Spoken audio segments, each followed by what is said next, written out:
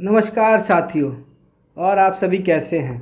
आशा है आप सभी अच्छे होंगे और आप सभी के आने वाले एग्ज़ाम की तैयारी भी ज़ोरों शोरों से चल रही होगी। तो चलिए साथियों, जो सीटेट को ध्यान में रखते हुए जो है ईवीएस के जो प्रीवियस ईयर के प्रश्नों को कराया जा रहा है, चलिए साथियों तो उसको आज हम आगे बढ़ाते हैं। उससे पहले जो भी नए साथी जुड़े हैं वह चैनल को सब्सक्राइब कर ले, जिससे कि आपको आगे की अपडेट मिलती रहे। तो चलिए साथियों शुरू करते हैं। तो आज का पहला प्रश्न है, निम्नलिखित में से कौन सा कथन हाथी के बारे में सही है? चलिए समझते हैं कौन सा कथन हाथी के बारे में सही। ऑप्शन है, हाथी अपनी सूंड से पानी पीता है और भोजन उठाता है। देखिए यह जो प्रश्न है यह सीटेट 2021 में यह पूछा गया था। ठीक है, हाथी अपनी सूंड से पानी पीता है और भोजन उठाता है। इसके अलावा हाथी की सूंड केवल सूंघने के लिए होती है। हाथी के दांत केवल खाना चबाने के लिए होते हैं और हाथी के कान केवल सुनने के लिए होते हैं और हवा नहीं झेलते हैं। तो सभी साथी बताएंगे कि इसका सही ऑप्शन कौन सा होगा। तो चलिए साथियों देखते हैं। तो जो इसका सही आंसर होगा ऑप्शन ए जो होगा इसका सही होगा। हाथी जो है अपनी सूंड से पानी भी पीता है और भोजन भी उठाता है। चलिए इतना आप समझ चुके होंगे। चलिए साथियों अब अगला प्रश्न देखते हैं। तो चलिए देखते हैं, अगले प्रश्न देखने से पहले चलिए इसको थोड़ा सा देख लेते हैं इसके बारे में। हाथी अपनी सूंड से पानी पीता है और भोजन उठाता है। और जो हाथी जो होता है, हाथी की सूंड उसका जो है सबसे महत्वपूर्ण अंग है। क्या है? यह सबसे महत्वपूर्ण अंग है। यह सूंघने, खाने, पानी पीने, वस्तु उठाने, हवा झेलने का काम करती है तथा सूंड में जो है लगभग 40,000 से अधिक मांसपेशियां होती हैं। किससे अधिक मांसपेशियां होती? करीब 40,000 से अधिक मांसपेशियां होती है। देखिए जो व्याख्या है इसका आप चाहे तो स्क्रीनशॉट ले लीजिए, यह बहुत इंपॉर्टेंट है क्योंकि जो भी प्रश्न पूछे जाएंगे या फिर बनते हैं तो इन्हीं सब व्याख्याओं से ही बनते हैं। तो इसको देख लीजिए एक बार, इसका स्क्रीनशॉट ले लीजिए। चलिए साथियों आगे बढ़ते हैं। अगला प्रश्न है, शेर और बाघ में क्या अंतर है? यह सीटेट में 2020 में पूछा गया था। चलिए देखते हैं कि क्या अंतर है। तो चलिए ऑप्शन ए देखते हैं। ऑप्शन ए है, शेर के शरीर पर धारियां होती हैं और बाघ के शरीर पर धब्बे होते हैं। चलिए आगे बढ़ते हैं। शेर के शरीर पर धब्बे होते हैं और बाघ के शरीर पर धारियां होती हैं। चलिए आगे बढ़ते हैं। शेर के शरीर पर कोई निशान नहीं होता है जबकि बाघ के शरीर पर काली धारियां होती हैं। इसके अलावा अगला क्या है कि शेर दोनों के शरीर पर जो होते हैं समान धारियां होती हैं। तो चलिए साथियों आप सभी साथी बताएंगे कि इसका सही आंसर कौन सा होगा। तो देखिए इसको समझते हैं हम लोग। देखिए जो शेर जो होता है, शेर के शरीर में कोई भी निशान नहीं होता जबकि बाघ के शरीर पर काली धारियां होती हैं। इतना आप समझ लीजिएगा। चलिए अब इसको समझते हैं। ऑप्शन सी इसका सही होगा। देखिए शेर की त्वचा पीली भूरी होती है जबकि बाघ का शरीर नारंगी पृष्ठभूमि पर काली धारियों वाला होता है। समझ गए हम। और यह धारियां हर बाघ के लिए अलग अलग होती हैं। चलिए साथियों अब अगला प्रश्न देखते हैं। आज का अगला प्रश्न है, ऊँट को रेगिस्तान का जहाज क्यों कहा जाता है?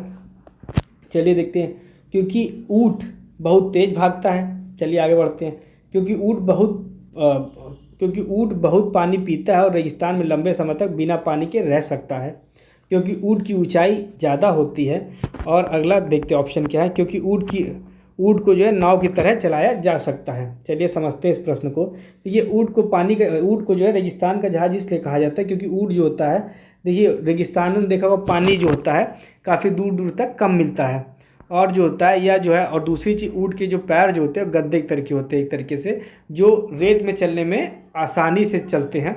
इसीलिए जो है ऊँट को जो है रेगिस्तान का जहाज कहा जाता है। अब समझते हैं। क्योंकि ऊँट जो होता है पानी बहुत कम पीता है और यह लंबे समय तक जो होता है बिना पानी के रह सकता है जो होता है, तो इसीलिए जो है ऊँट को जो है रेगिस्तान का जहाज कहा जाता है। चलिए अब इसको समझते हैं। देखिए ऊँट जो होता है, ऊँट अपने शरीर में पानी और चर्बी कुबड़ में संग्रहित करता है। क्या समझ पाए? ऊँट अपने शरीर में पानी कहाँ पर जो है संग्रहित करता है? कुबड़ में जो है संग्रहित करता है, जिससे वह कई दिन बिना पानी पिए रह सकता है। समझ गए? इसी कारण जो है रेगिस्तान का जहाज इसे कहा जाता है। इतना आप लोग समझ चुके हैं। चलिए अब अगला प्रश्न देखते हैं कि जो आज का अगला प्रश्न क्या है, हाथी के दांत किस प्रकार के होते हैं? चलिए देखते हैं हाथी के दांत किस प्रकार के होते हैं। सभी दांत समान होते हैं। चलिए अगला, केवल दो दांत नहीं बल्कि बढ़ी हुई दाढ़ें होती हैं जिन्हें दांत कहा जाता है। इसके अलावा सभी दांत दूध के दांत होते हैं और केवल पीछे दांत होता है। सभी साथी बताएंगे कि इसका सही आंसर क्या होगा।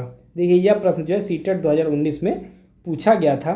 चलिए अब इस प्रश्न को देखते हैं। देखिए हाथी के जो होता है कि जो आगे की जो दो दांत होते हैं वह दांत ना होके बल्कि बढ़ी हुई दाढ़ें होती हैं। समझ पा रहे, और इन्हें दांत कहा जाता है। तो इसका जो सही आंसर होगा ऑप्शन बी जो इसका सही आंसर होगा। चलिए इसको समझ लेते हैं कि जो होता है कि हाथी के जो दो लंबे सफ़ेद दांत जिन्हें दंत कहा जाता है, वास्तव में ये बढ़ी हुई दाढ़ें होती हैं और जो इनसे वह मिट्टी खोदता है और पेड़ की जो है छाल छीलता है और पानी निकालता है। तो इस लाइन को याद रखिएगा।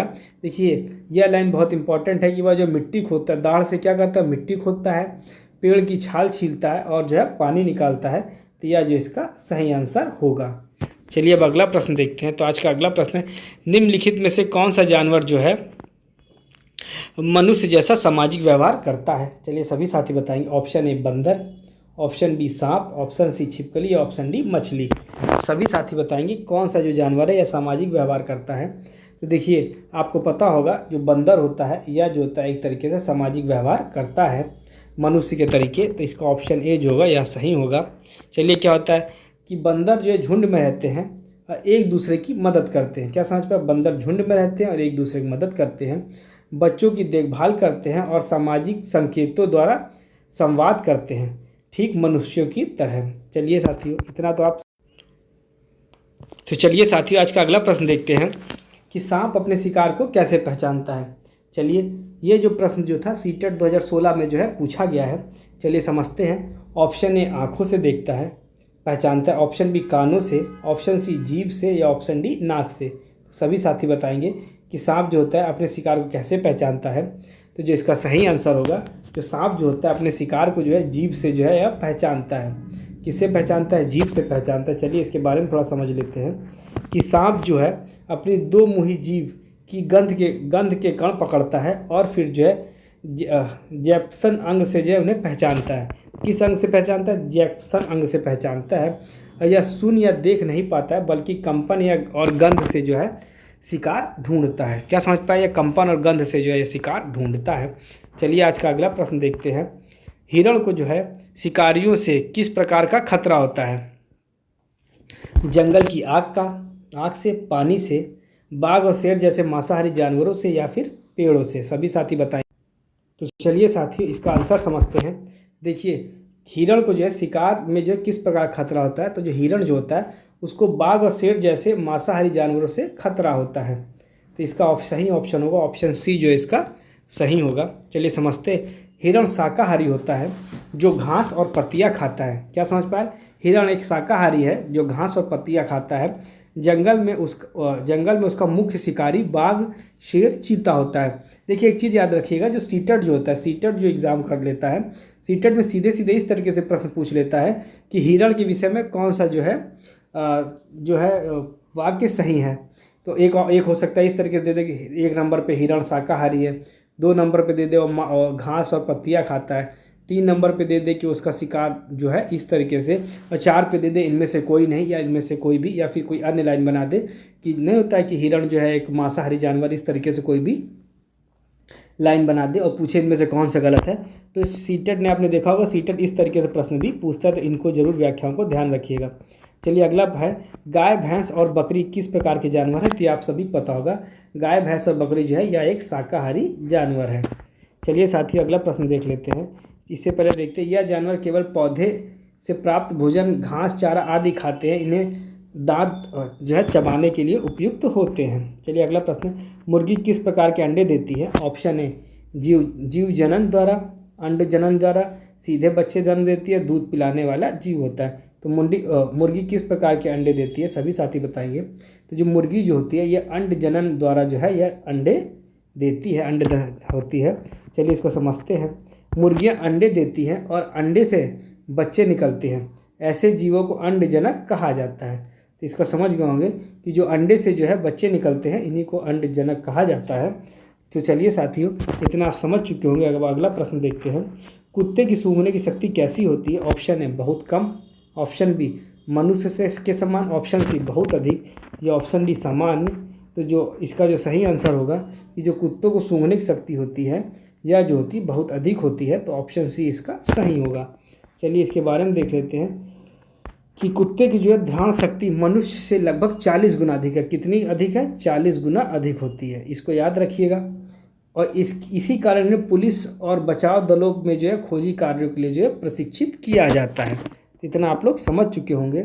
तो चलिए साथियों, इसी के साथ जो है आज की जो है प्रश्नों के समाप्त करते। देखिए हम कम कम प्रश्न लेके चले जाएंगे। देखिए आपका एग्जाम में भी समय है, देखिए और एक ही साथ जो है यदि छोटी वीडियोस बनेंगी और 10-10 12-12 प्रश्न एक साथ कराते चलेंगे तो आपका 1 से 1.5 महीने के अंदर जो है आपके पूरे जो है जितने प्रीवियस ईयर के प्रश्न हैं और कुछ नए प्रश्नों को जो है हम लोग कंप्लीट करा लेंगे। इससे देखिए आपको भी आसानी रहेगी तैयार करने में और ज़्यादा दिक्कत नहीं भी होगी। और आपको 1-2 टॉपिक्स भी करा दिए गए हैं, जैसे परिवार एवं मित्र टॉपिक करा दिया गया है। अभी 1 से 2 दिन के अंदर जो है जितने भी पशु से संबंधित जो है टॉपिक जो है ये कंप्लीट करा दिया जाएगा थ्योरी में। तो चलिए साथियों, इसीलिए जो है आप लोग इस चैनल को सब्सक्राइब कर लीजिए। इसके अलावा जो है CDP में भी करीब 10 से 12 टॉपिक आपको कराए जा चुके हैं, तो उनको भी आप लोग देख सकते हैं। तो चलिए साथियों, इसी के साथ जो है आज की वीडियो समाप्त करते हैं। जो भी नए साथी जुड़े हैं वह चैनल को सब्सक्राइब कर ले, जिससे कि आपको आगे की अपडेट मिलती रहे। तो चलिए साथियों, धन्यवाद।